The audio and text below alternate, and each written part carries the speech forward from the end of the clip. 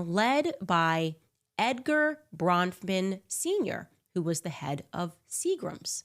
Now, if that name's sounding familiar to you, Edgar Bronfman Sr., because yesterday I told you not to forget this name. I told you to remember the name Edgar Bronfman Sr. because he was the guy that was working at this time with Robert Maxwell, because he was also heading up the World Jewish Conference, and he was working with Robert Maxwell on the Refusnik crisis. Essentially, we want Russian Jews to come settle into Israel.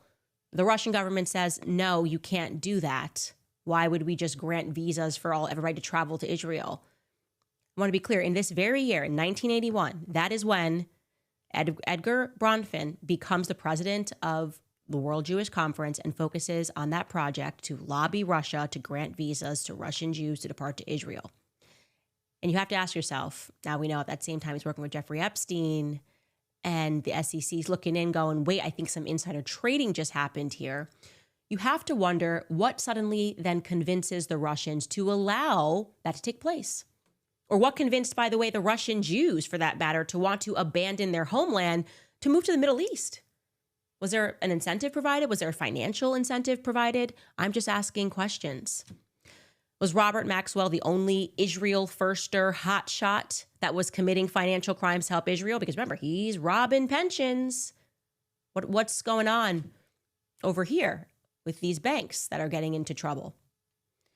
I will note now that per a 2003 Vanity Fair article, the SEC never officially brought the proceedings against Bear Stearns for insider trading, but its questions seem to indicate that it was remarkably skeptical. The SEC body was remarkably skeptical of Epstein's answers. Vanity Fair writes that some sources wondered why, if he had such an important role at Bear Stearns, he's a partner, why would he have left over just a small fine of $2,500? Something else was clearly going on there. Now, the next part of Epstein's biography gets a little bit murky. And I want to tell you, by the way, what he was interested in. That's kind of like, what was his public life profile? You know, he had all of this money. We don't really know how he has it or how he gets it, but he's everywhere. And I'll tell you some things that he was passionate about. He's a passionate guy. He was passionate about issues relating to human consciousness, brain function, and also particularly transhumanism. Gosh, this is really becoming a theme, transhumanism. He had spoken about how he planned to freeze his body to be reanimated in the future when science allowed it.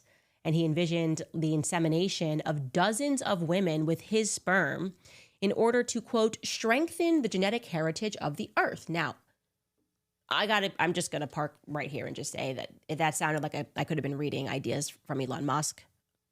That is something that he talks about a lot. He's interested in human consciousness. He's kind of doing this. And I have always maintained that there's something weird about Elon Musk's background. It gives me the Midas touch. It just doesn't. When I watch him speak, I just don't buy it. But parking aside, these were Epstein's ideas, not Elon Musk. They just would have been kind of the same. And that's what he wanted to do, this just to strengthen the genetic heritage of Earth, to inseminate dozens of women with his sperm. And he supported, therefore, Germinal Choice, which is a sperm bank of Nobel laureates. Okay? Jeffrey Epstein also, in this capacity, gave, of course, tens of millions of dollars in donations to Harvard. I say, of course, because as we have learned, Harvard is running some sort of a Mossad operation. I feel very confident to state that it's very clear to me and that you are seeing all of these people that are going through Harvard, mysteriously getting in, not very bright people, and suddenly put into positions of power. So I think that is a fair thing to surmise. I'll say it's my opinion. Better be careful because Harvard's coming down on speech at the moment. Now, he then made, Jeffrey Epstein, some curious donations, given the fact that he does not have any children. He donated $25,000 to a children's tennis club in Maryland. He donated $30,000 to a preschool in New York. He donated $15,000 to a private girls' school that is a stone's throw away from his New York mansion.